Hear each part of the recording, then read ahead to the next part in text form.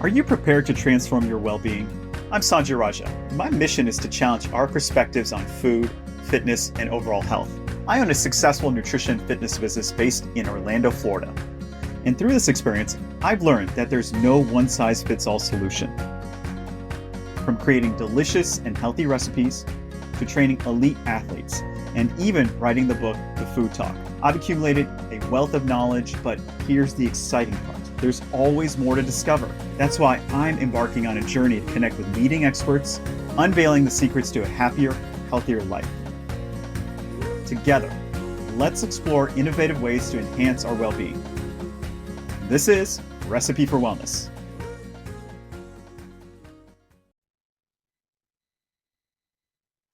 Welcome back, everyone, to another episode of our podcast, Recipe for Wellness. So this is going to be a fun episode because our guest has been on season 1 of our show, which is going to launch in New York City, February 2nd. So we're very excited. And then we also picked up the number 3 media market in the country in Chicago. And so we're spreading our wings all over the country. But she's going to go big time. So I want to give you a little bit of background on her. And that is, she is a medical doctor. And I met her when we were recording our episode with her in Toronto, Canada. So I don't claim to know everything. I just know that. But the amount of information she shared with me has changed my life. I've shared it with my clients in personal training, has changed their life. So I cannot do her accolades justice. So what I'm going to do is I'm going to bring on Dr. Helene Bertrand. Thank you for coming on the show. How are you? I'm fine, Sanjay, and it's a real pleasure to be talking with you. Absolutely. And, for those in the audience who don't know who Dr. Helene Bertrand is, Dr. Bertrand, can you kind of give us a little bit of background of who you are? Because you have so many accolades, so many credits to your name. Give the audience just exactly who you are. Well, right, I've practiced medicine for 55 years. And in the last 12 of those 55 years, all I did was treat severe chronic pain. Doctors would send me their hopeless cases. And, people who'd been in pain for 20, 30, 40 years. And I would look at what's behind this, what be causing this. And I would look for the cause and I would treat the cause. I wouldn't try to cover it up with painkillers. I would try to see why these people were having the pain. And then I would treat the why. And because of that, my success rate was 80%. 80% of those who came to me with hopeless pain and with no pain. And Wait. What was that term you gave me on the show? Non-specific. Remember that? Yeah. that was for low back pain. Right. Did you know that 90% of I should tell you about low back pain. I had 37 years of low back pain. During my first pregnancy, I started getting this pain, and it didn't go away. Sometimes it was worse, sometimes it was better, but it never went away. And I tried physiotherapy, I tried chiropractic, I tried needle treatments, I tried acupuncture, I tried the one thing I didn't want was to use medications, because as a doctor, I knew the side effects of medications and I didn't want to expose myself. And I didn't want surgery because I knew the dangers of surgery. And so I was trying all these other methods which weren't working.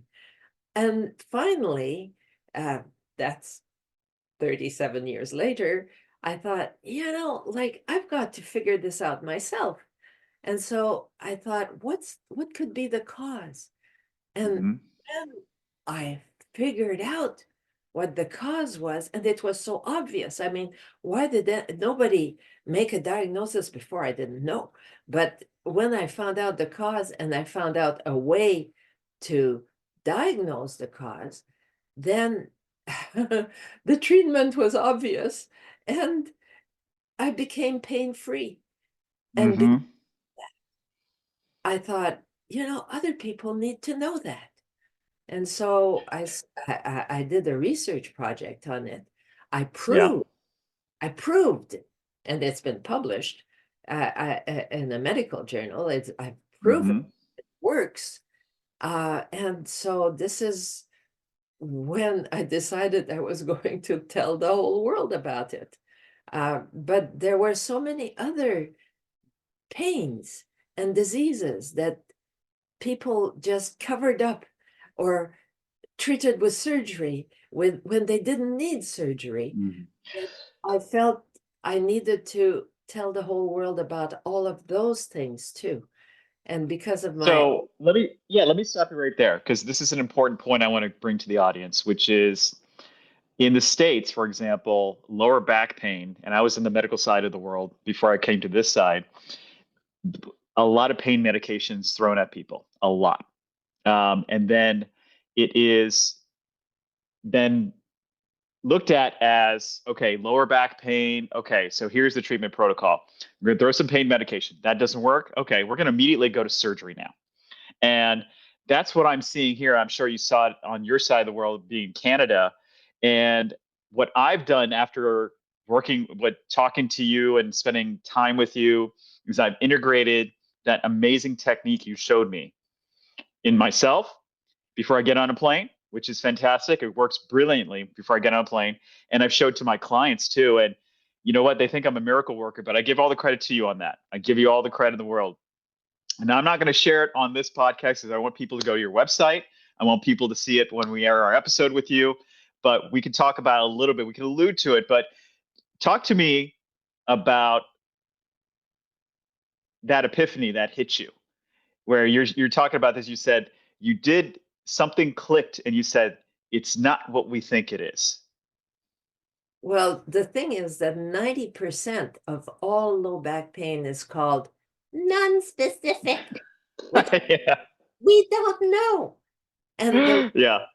the reason that pain is called non-specific is that Hmm. it cannot be diagnosed with X-rays, CT scans, MRIs, or ultrasounds.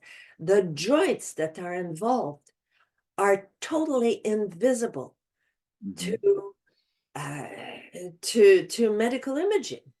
And Yes.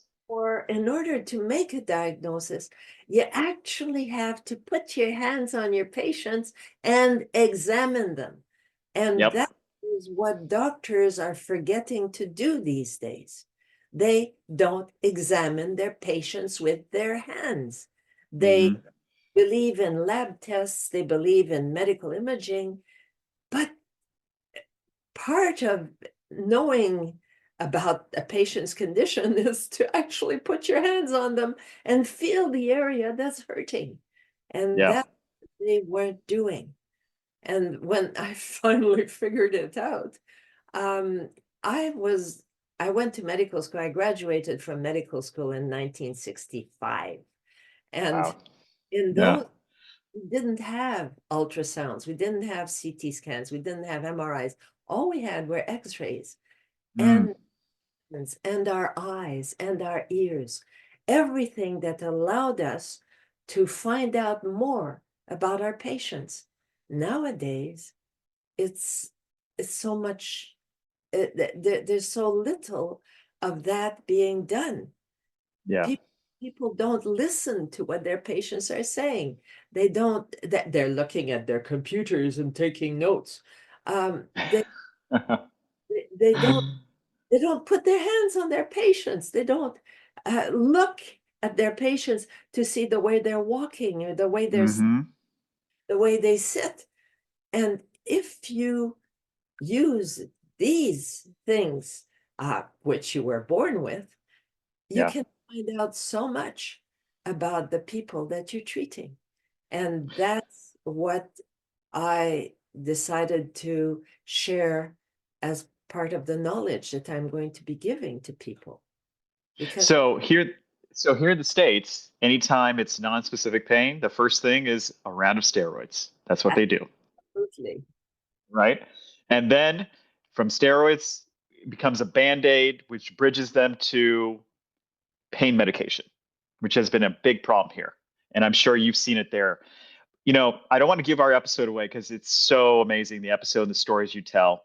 But you essentially looked at the system that you're in and said, I'm not going to do it this way. And tell our audience, once you told the system, I'm not going to go this route of pain medication, what happened to you? Well, they kicked me out. They kicked me Yeah.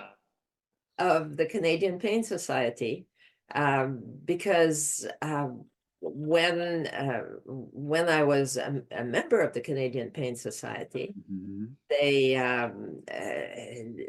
they were talking about different types of pain, and when they were talking about the low back pain, I said, did anybody check for the level of their pelvic bones? And Mm. it was total silence. And I said, well, once you know in what direction they're displaced, the treatment becomes obvious. They Yep. immediately shut me out. And Yep. the next day, I got a letter that I had to sign that I would never mention this again. So, like I'm not supposed to talk about something that's going to help 90% of all low back pain sufferers. That's Yep. crazy. Yep. Yeah. And shortly thereafter, they kicked me out of the society. They said I was Mm. never to, uh, never to go attend any of their meetings, either in person or. Mhm. And it's at that point that I decided to write the book on how to get rid of low back pain. And Yeah. the reason is that if they don't want to know about it, I want to tell the whole world. Yeah. Uh, because if the whole world knows about it, then they'll be able to fix themselves and they won't need chiropractors and physiotherapists and surgeons and doctors and medications. They'll be able to fix themselves. You And that, you mentioned a quote. You mentioned a quote in our meeting that I've always remembered, which is you said once you were kicked out of the Royal Pain Society, you were able to practice medicine. And I remember you saying that, and I said that is so powerful because too many times medicine is dictated by outside forces which shouldn't have a role there. And we're talking about big pharma, we're talking about whatever it may be, but they just have too much influence over the medical system. And for you, especially at that time, which how long ago was that, by the way? I was kicked out of the Canadian Pain Society in 2023, September 2023. So that was actually pretty recent. Yeah, that's only 2 years ago, which is crazy.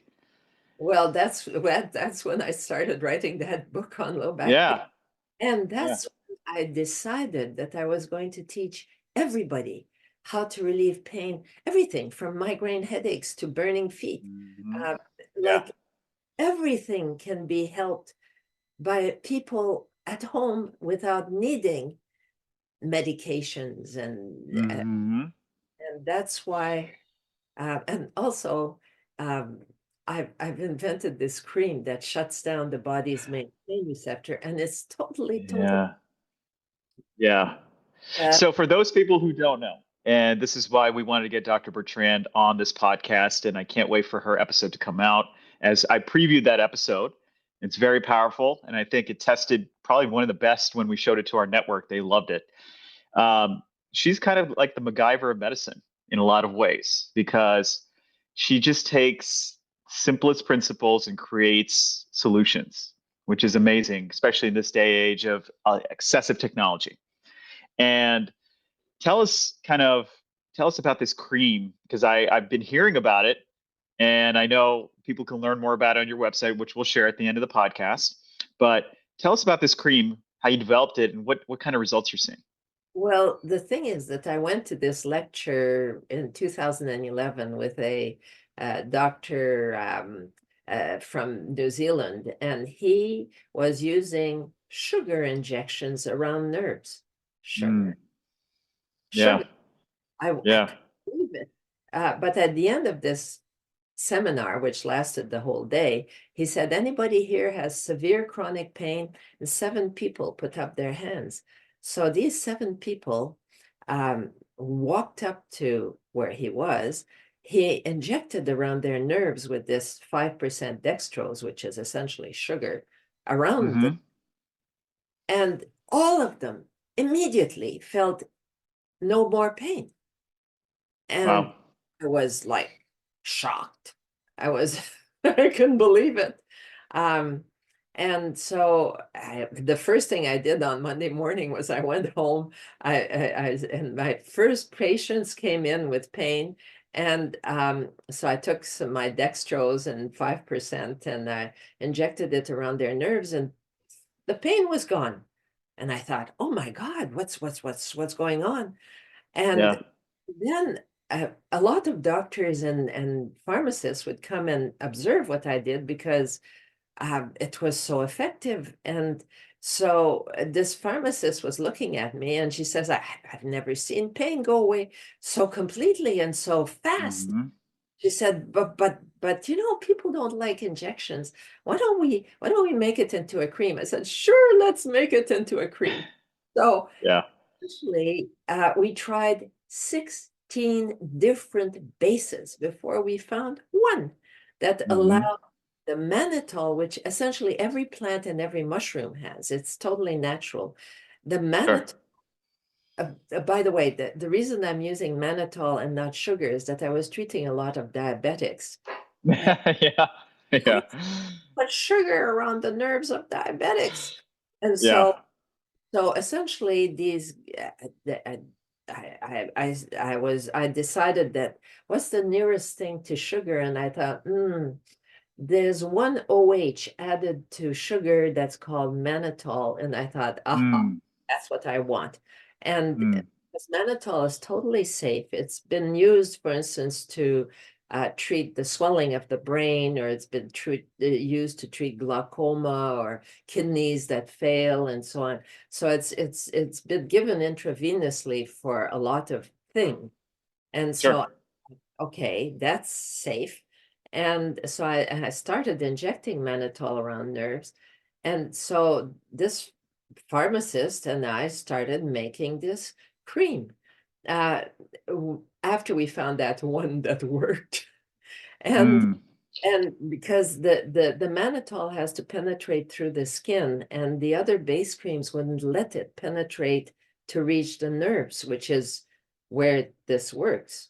And so I tried it on 235 of my patients with 289 different pain conditions, everything, migraine, headaches to burning feet.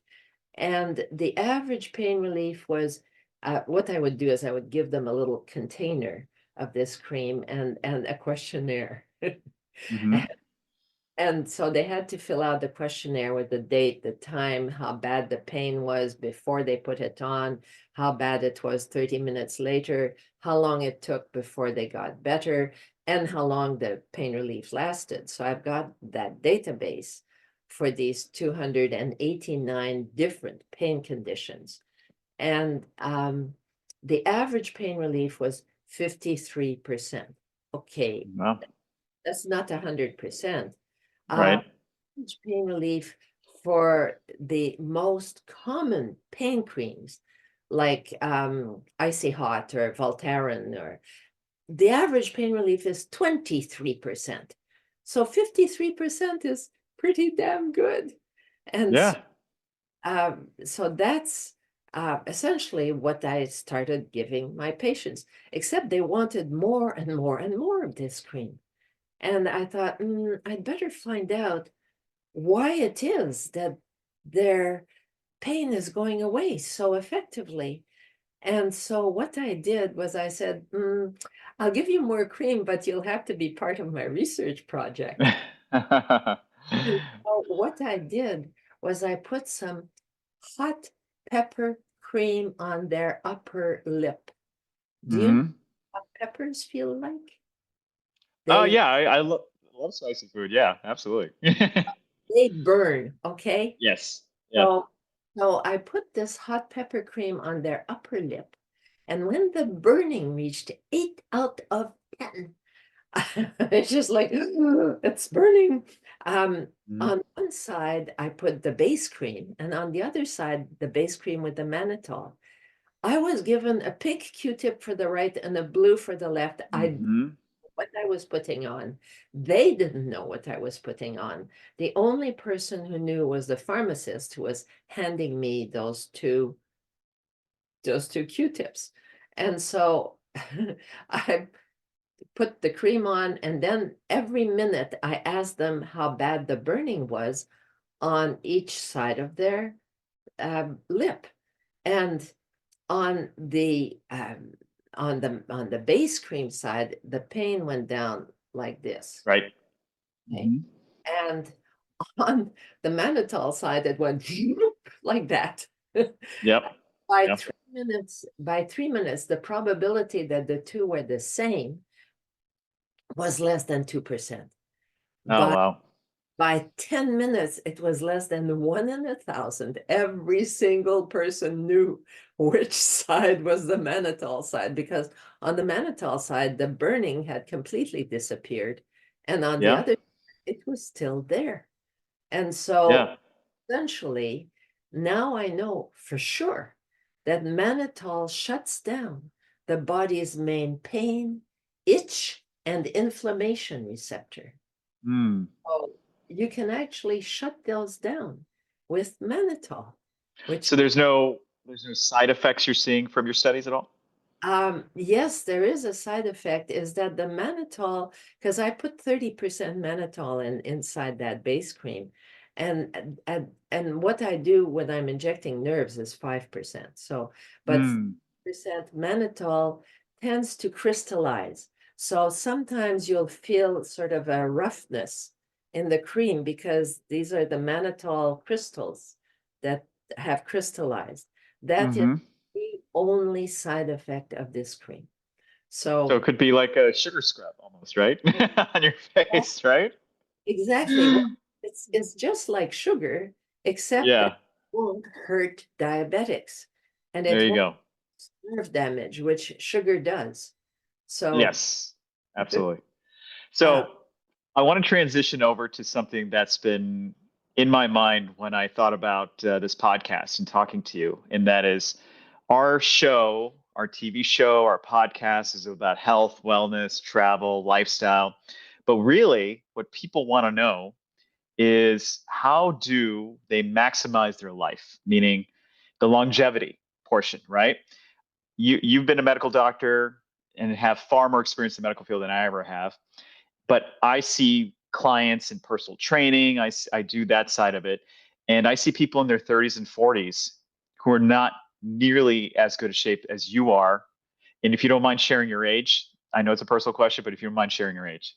I don't mind. I'm 82 years old. She's 82 years old, folks. And so we have an audio and video version of this podcast, which is going to release. So if you see her on screen on the video podcast, it's quite amazing. She does not look 82. And I saw this documentary, and I think you may have heard of it. It's called The Blue Zone. It's on Netflix. And they went around to different parts of the world and they interviewed these people who live to be close to 100 or past 100. And they call these area the blue zones. And so they share their secrets about how these people are living the longest compared to other parts of the world. So I saw that documentary and I thought of you immediately because you're doing all those things. So share with our audience, you are very vibrant, you travel the world with your husband, you guys are all over the place, so it's hard to lock you down in one spot. And share with our audience because I know they're dying to know, what is it that you're doing from health, nutrition, relationship standpoint that keeps you young, keeps you vibrant, keeps you active, and you're still a practicing doctor and you're doing all these amazing things. So share with our audience kind of the secrets of your success here. Well, the thing is that, first of all, I've learned when I was 10 years old and my grandfather died and he was 65. I Mm-hmm. learned that life is very short and that you Yeah. can't waste your time feeling bad. Right. And so I've decided at age 10 that I would enjoy every minute that I had. Even if bad things were happening to me, I would Yeah. look the silver lining in the cloud. Always Hmm. look for the better part of life. That was a decision I took when I was 10 years old. But then I learned a lot when I was practicing medicine, and I learned about nutrition and what Mm. you eat to be healthy and what you should avoid eating. And Yeah. what I avoid above all is ultra processed foods, Hmm. like the foods that you buy in boxes, the Yep. manufactured foods. Those manufactured foods are made to make you hungry. The reason Yeah. they do that, of course, is to sell more of their product. And so Hmm. these foods that you buy that are manufactured essentially make you want to eat more of them. Yeah. That's how they make their money. And So I'm going to stop you right there because I want to share this with you because this is a point that's coming out more and more and more. We were in India for 2 weeks. I was up in the Himalayas with my kids, kind of scouting locations for season two, and just to get away from it all. I ate more carbs on that trip for 2 weeks solid than I care to, and guess what happened? I didn't feel horrible. I felt fantastic. Didn't gain a pound because everything was farm to table. Everything was. They made it fresh.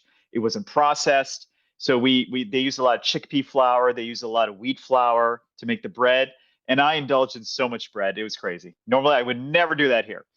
And we felt fantastic. So there is a truth behind ultra processed versus fresh food. So continue, please. But it was an amazing experience just going overseas and eating food that is never processed. and the other thing you want to eat is food that isn't polluted with all kinds of Yes. stuff. Um, Yep. like, okay, you think oatmeal is good until you learn that most oatmeal is made with glyphosate. Glyphosate, Hmm. something that sucks the water out of the oat grains before they they make them, and Yep. that is that it's easier to dry the oatmeal. Okay, well, Yep. it's still commercially made with glyphosate, which causes cancer. Um, Hmm. there's all kinds of plants that are sprayed with pesticides to Yeah. sure that you won't lose any of your crop. But if you spray the plants with pesticides, then you eat the pesticides.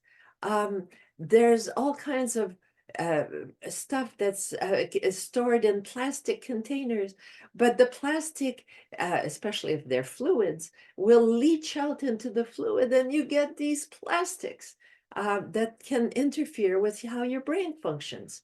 So Hmm. I'm trying to avoid as much as possible. So I'm trying to buy organic foods. I'm trying to avoid ever drinking from a container that's plastic. Um, Yeah. all these things that I'm trying to keep my body from getting polluted with all this stuff that people use to increase their production and to Hmm. their profits essentially. So So that's the nutritional aspect, which I love. I think there's so much merit to this, and there's so much more is coming out about processed foods versus non-processed foods. So I think that's a conversation that I think more people are listening to. What really stood out to me about you was this one key aspect when I watched that documentary, The Blue Zone, and they said one of the key indicators of longevity is your relationships in your life. They said that's one of the biggest key indicators, and I didn't even think about that.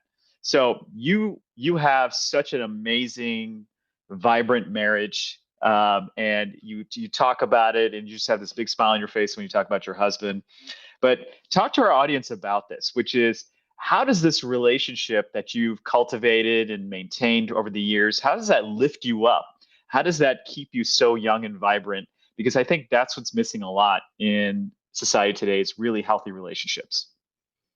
Well, you know something, and like I fell in love with my husband's brain. He, no, no, he's one of the most cited Hmm. authors in the world, and he's just brilliant, and I admire him so Yeah. much. And he essentially enriches my life in so many ways because we have these conversations that are fascinating because he's got all these new ideas all the time. By the way, he is going to be 91 pretty soon. And Wow. and Wow.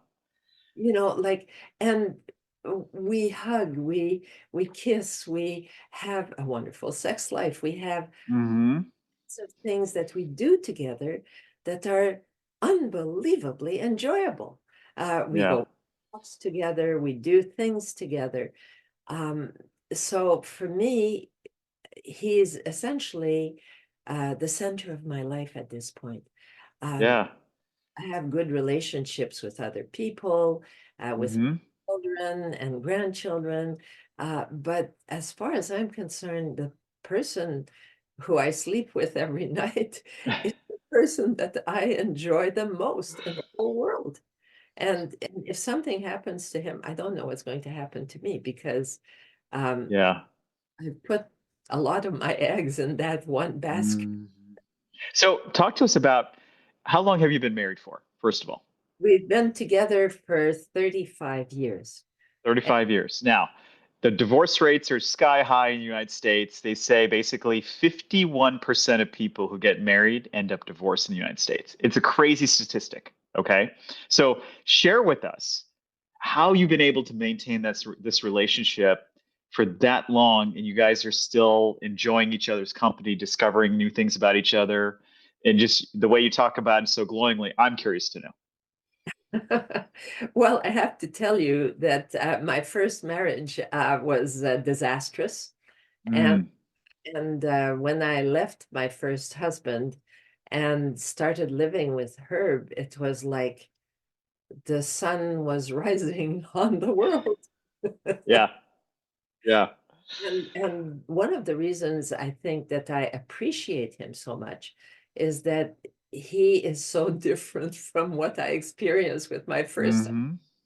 Um, so I'm not telling everybody that they shouldn't divorce. I'm telling everybody that appreciate what you've got because they're Yeah. very, very special and very precious. The thing is that everybody, my husband says that um, everybody comes in packages and everybody has faults that you don't, the things that you don't like about that person. But those faults uh, are nothing compared to all the wonderful qualities that your partner brings you. And Hmm. that's what you've got to focus on. Um, my husband is German and he's always on time. And I'm French, so Yeah. okay, I may not be on time all the time. And because of that, there are some degrees of friction, but then I do my very best to be on time. Yeah. And Yeah. when I'm not on time, he goes and watches TV until I am on time. So essentially, Yeah. we deal with each other's faults by finding ways to not be such a bother to that person. Well, So, here's an interesting thing that I if you're comfortable sharing this, what? it's totally up to you. Which is you are so proactive, and I like to say that this podcast does not follow the rules. We like to break the rules. We like to give information that some people just don't know, and that is you mentioned that you guys have a very healthy sex life at this age, Oh, right? yes. Yeah, you caught me off guard when we were talking to you, and you just blurted it out. I was like, wow, this is fantastic. I got to get her on the podcast to talk about this. It's how do you maintain that level of sexual like chemistry between you two after this long? Well, the thing is that I'm utterly lucky because my husband is very, very good at getting things up. There you go. Um, that's because his circulation is excellent. And Yes. and the reason Yes. circulation is excellent is that he's physically active and he has a good Hmm. diet and he sleeps very well. And Hmm. that those are things, and he knows how to get along with people beautifully. So Hmm. actually, those are things that will help people keep up their abilities. Yeah. So it comes back to the diet. It comes back to you guys lead a very active lifestyle, getting out in nature and traveling. So it lends credibility to all those things to enjoy all these other aspects of a relationship, which is fantastic. Um, we talked about the relationship part. We talked about the nutrition part. What do you do personally from a exercise part that you could share with the audience, being that you're so active, you move around great, and you can travel the world? Because I see so many people in their 40s and 50s who can barely get around, who can't travel the world, can't get on a plane. What do you do from a physiological exercise standpoint that keeps you so young? Oh, every day I go for a walk in the forest. Mm, There's a beautiful forest, a 4-minute drive from my apartment. And it's a huge forest. It goes, it's 6 city blocks one way and 3 city or 4 city blocks that way. So it's a huge park.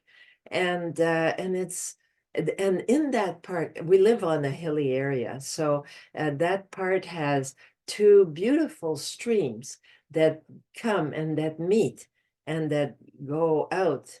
And so essentially, I'm walking up and down hills, pretty mm-hmm, uh, mm-hmm. 10,000 steps every day minimum. Uh, Yesterday was 11,500, but like every day, and I count my steps on this watch. So. Yeah, yeah.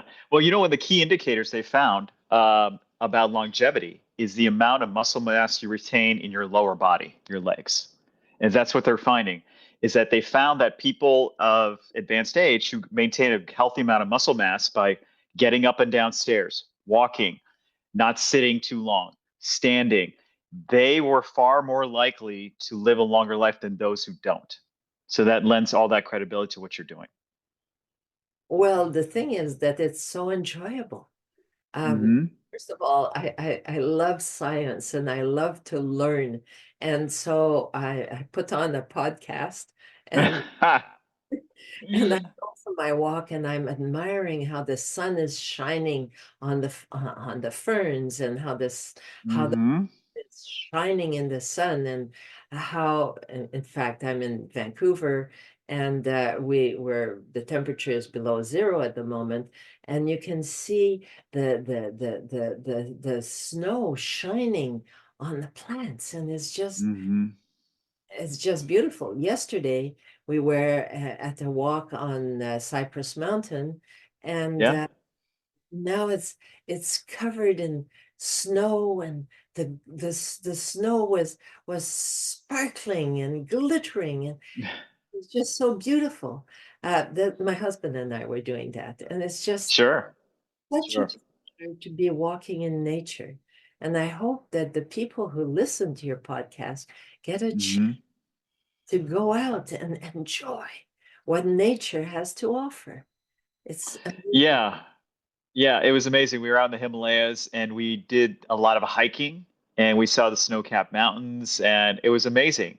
And what we found that speaks to your point was we were walking up the mountain, traversing it as best we could, and we saw these Tibetan monks who were just wearing nothing but their robes and slippers, and they went up there way faster than me because they do this every single day.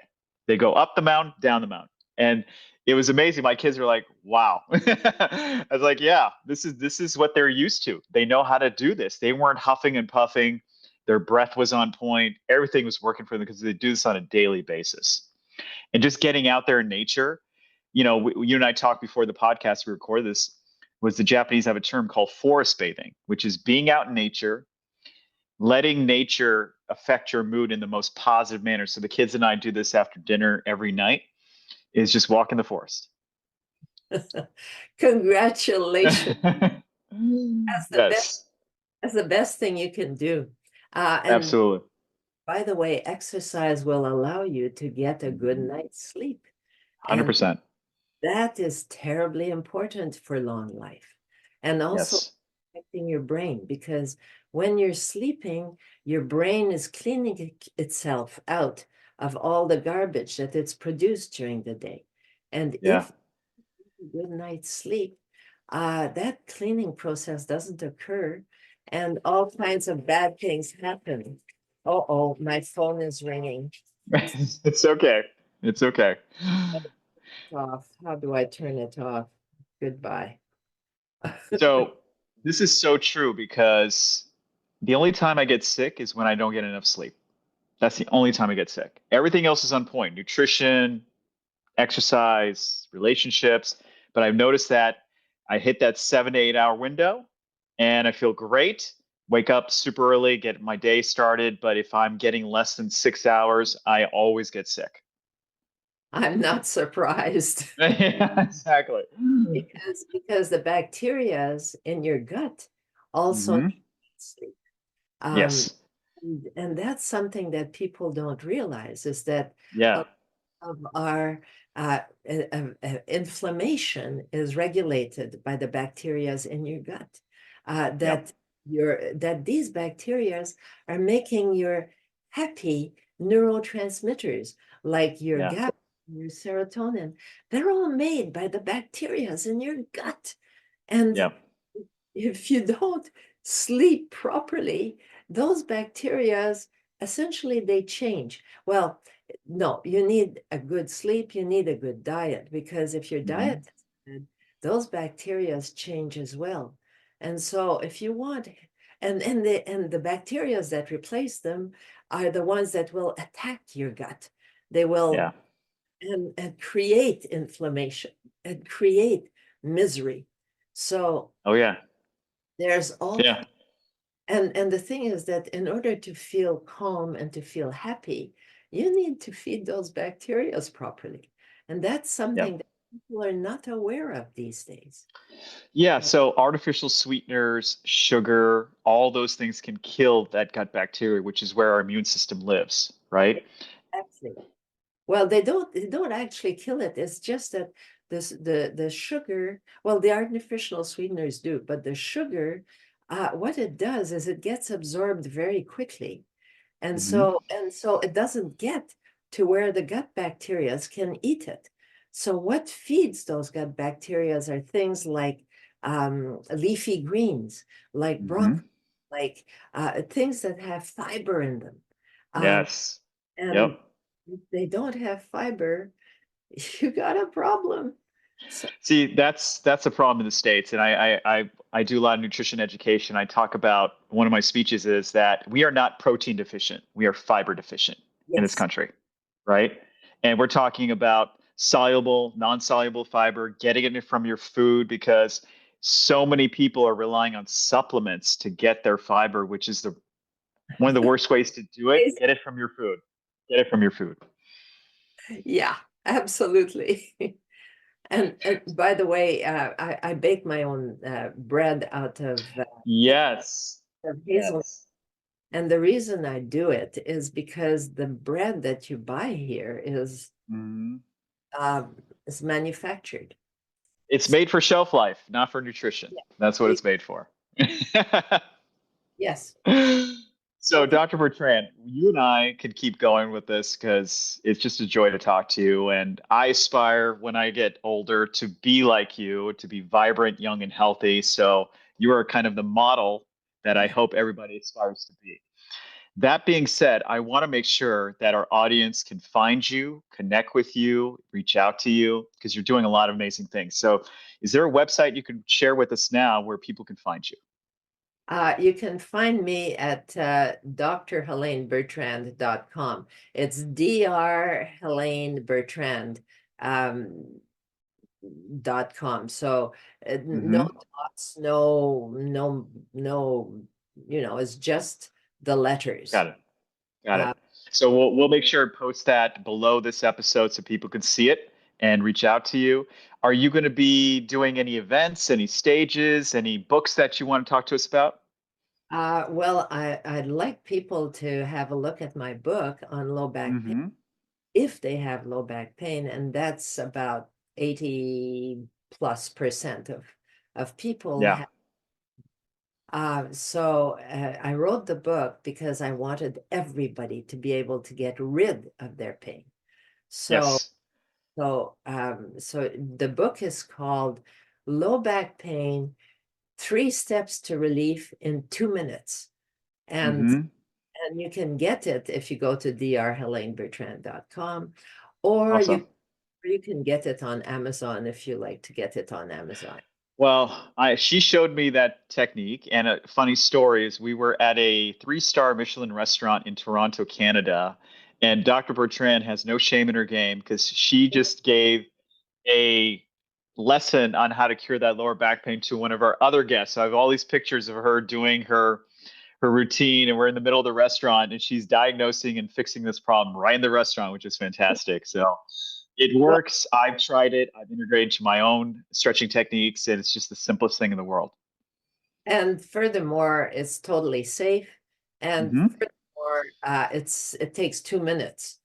Yeah. So anybody who's got low back pain has 2 minutes that he could spend, or she could spend, to Hmm. get rid of it. Okay, so that's one thing. The other thing is, if you want a very good pain cream, it's called qrcream.com. And Hmm. that'll go to the website that I have for my pain cream. Um, as I say, the pain cream is twice as good as any other pain cream. But and if you want to know the numbers and you look at the website, it will give you the numbers. It'll tell you Hmm. how many people with migraine headaches tried it and how many people with shoulder pain tried it and so on.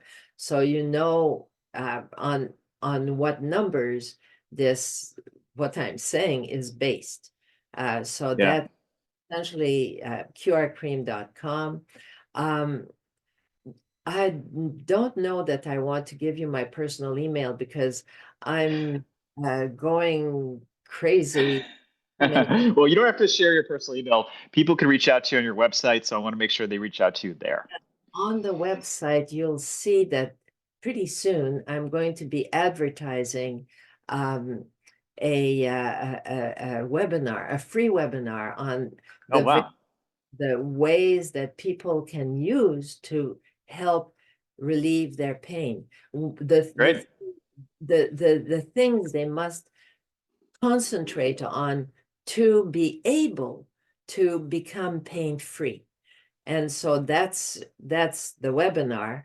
And then following that webinar, I'm going to be giving a 7-week course on Hmm. how people can relieve their pain from everything, from problems with the head or the neck or the shoulders or the arms or so for every part of the body, there's going to be a 1 hour course lecture, and then 6 questions. So people have to answer so that they know that they've understood what I said.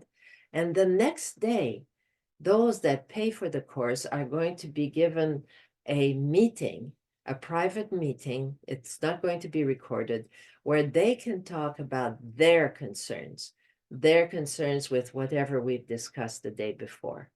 Sure. So, so What's the date of that webinar, Dr. Bertrand? that webinar is going to be on May 7th. May 7th. Okay. So what's going to happen is we're going to make sure your websites are below. People will see them, and then they can find the webinar. And then when we post your episode here, we're going to remind people of your webinar as well, too, so people can know about it. Oh, good, because the people who are going to be part of that webinar, the people who will participate, will also get the attention of all the other participants as well as my private attention. And Excellent. the people who everybody who signs up for the webinar is going to get a tube of QR cream and Wow.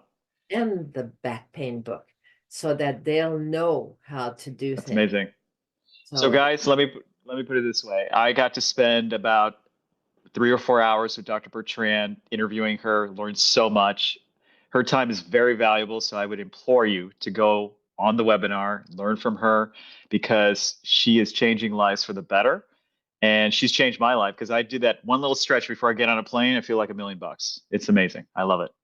So, but I wanted to thank you again, Dr. Bertrand, for your time and the way you're changing people's lives. And I can't wait for the show to premiere. Show's premiering in New York in February 2nd. She is on episode 3 or 4, I believe, but she's going to go big time. You saw her here first. And what she has to share with you guys on the show is incredible. You're going to get so much out of it. But thank you again for your time and the way you're changing people's lives. And we love having you as a guest on our show. well, thank you for having me, Sanjay. It was a real pleasure being able to talk with you again. Absolutely. Well, thank you again, Dr. Bertrand. And then everybody check out another episode of our podcast, Recipe for Wellness, as we'll be posting weekly on all the major platforms. And our show is launching in New York, Chicago. We're making our way west, but we're going to be nationwide next month, and it's going to be fantastic. So I can't wait for everyone to see it.